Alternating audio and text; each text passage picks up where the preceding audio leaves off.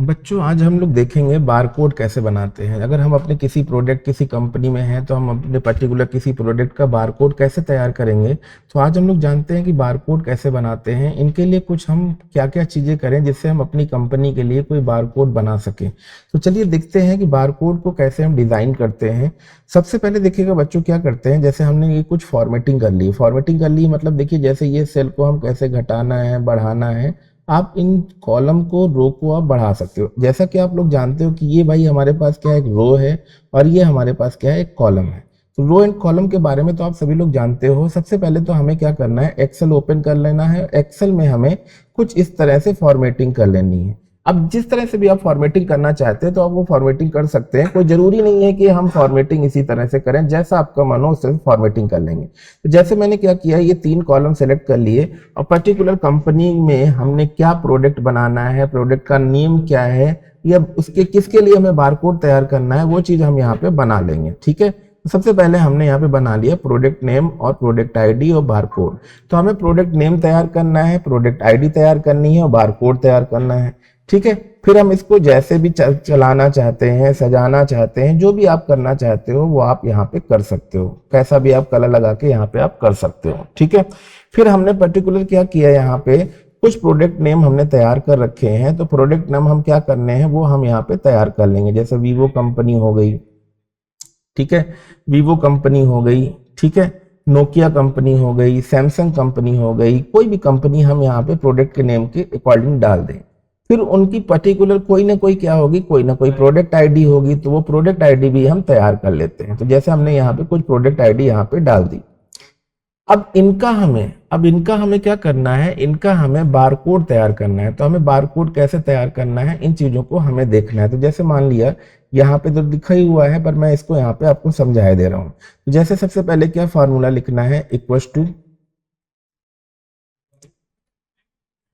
देख लेते हैं। ठीक है, तो यहाँ पे जैसे हमने क्या किया, यहाँ पे कोई फार्मूला हमने तैयार कर लिया, यहाँ पे लिख लेते हैं। जैसे इक्वल टू के बाद हमें क्या लिखना है, ये सारी चीजें आपको ध्यान देनी है। तो इक्वल टू के बाद हम डबल कोड में क्या करेंगे बच्चों, डबल कोड में शिफ्ट के साथ 8 नंबर पे आपको एस्टिक का सिंबल दिख रहा होगा, एस्टिक लगा देना है। फिर शिफ्ट के साथ हमें क्या करना है, शिफ्ट के साथ हमें एंड कोड लगा देना है। एंड के बाद हमें देखना है कि भाई प्रोडक्ट आईडी हमारे पास किस सेल में है, उसका हमें एड्रेस देख लेना है। तो यहाँ पे देखिए बी लिखा हुआ है, यहाँ पे हमारा 2 लिखा हुआ है। हमने क्या किया, इसको सेलेक्ट कर लिया। सेलेक्ट करने के बाद देखिए यहाँ पे B2 एड्रेस आ गया। फिर इसको हमने एंड का कोड लगा के बंद कर दिया। फिर हमें क्या करना है कि डबल कोड में वही एस्टिक का सिंबल फिर से लगा देंगे। तो ये मल्टीप्लाई एस्टिक का सिंबल देखते हैं और जैसे ही इसको लिख के हम एंटर करेंगे, देखिए हमारे पास कुछ ऐसा आ गया। ठीक है, तो यहाँ पे आपको सेल का एड्रेस तो देना ही है, क्योंकि हमें पर्टिकुलर, जैसे आपने देखा होगा रैम देखते होंगे या किसी मॉल में जाते होंगे तो एक पेंसिल से लेकर कटर से लेकर कोई भी चीज आप खरीदते हो तो उस पर देखिएगा एक बारकोड लगा होता है।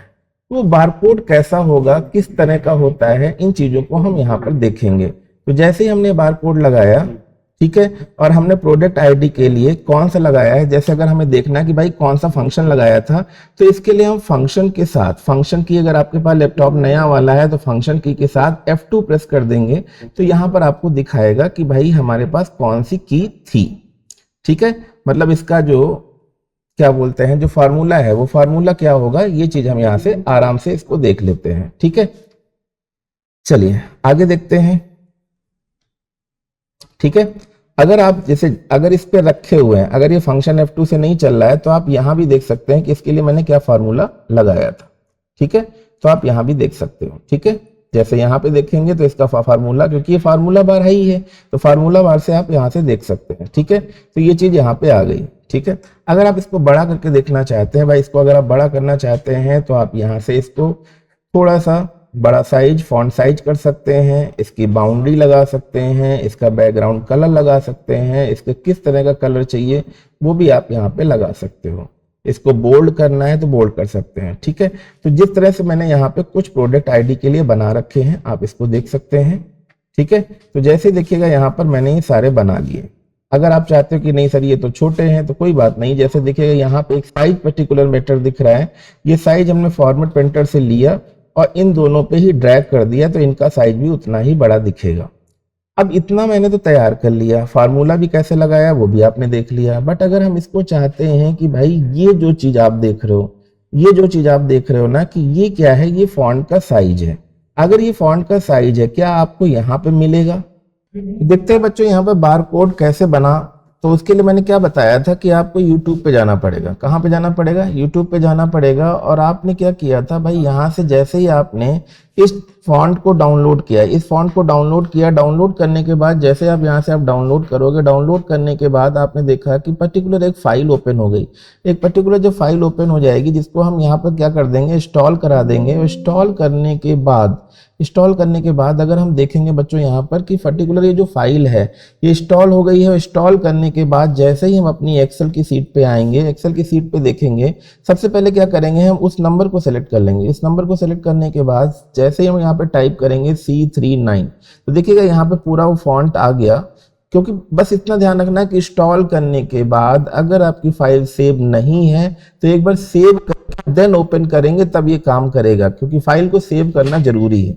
आप पहले भी सेव कर लो और जब फॉन्ट आपका इंस्टॉल हो जाए उसके बाद भी आप सेव करके उसे बंद करके दोबारा से ओपन करिएगा तो आपको ये पक्का 100% काम हो जाएगा। अब इसके बाद हमने क्या किया, यहाँ पे क्लिक कर लिया था और एंटर कर दिया। एंटर करने के बाद देखिएगा यहाँ पर क्या आ गया, आपका ये फॉन्ट बॉक्स आ गया। ठीक है, अब इसको क्या करेंगे, आप इसको यहाँ पे आप ड्रैग कर दीजिए सभी में, तो देखिएगा सभी के लिए आपका बन गया।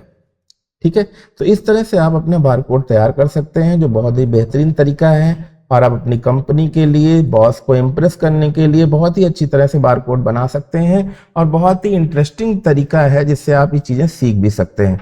बट आपको ध्यान रखना चाहिए ये वाला जो फॉन्ट है ये आपके कंप्यूटर में इंस्टॉल पहले से होना चाहिए तो ज़्यादा अच्छा है। नहीं तो अगर बाद में इंस्टॉल करते हैं तो उसके बाद आपको एक्सेल को सेव करके एक बार बंद करना होगा, बंद करके देन ओपन करिएगा तो आपका ये बारकोड बन जाएगा। ठीक है, तो बच्चों ये कैसा वीडियो लगा, सभी लोगों को बहुत ही अच्छा लगा होगा। बारकोड बनाना बच्चों बहुत ही आसान है, तो इसमें कोई डरने की बात नहीं है, बारकोड आप आराम से बना सकते हो।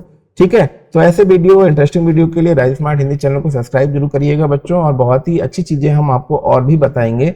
ठीक है, तो तब तक के लिए धन्यवाद।